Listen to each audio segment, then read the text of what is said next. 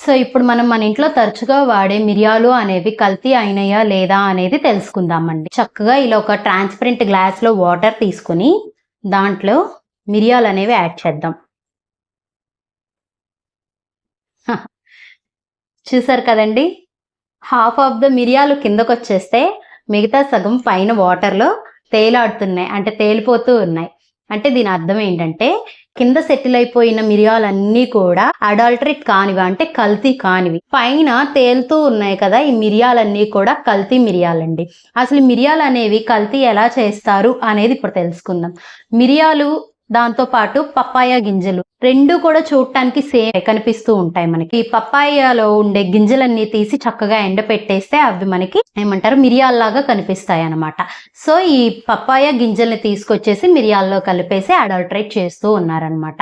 so, ఇవి తినడం మూలాన మన డైజెస్టివ్ సిస్టమ్ అనేది ఇబ్బంది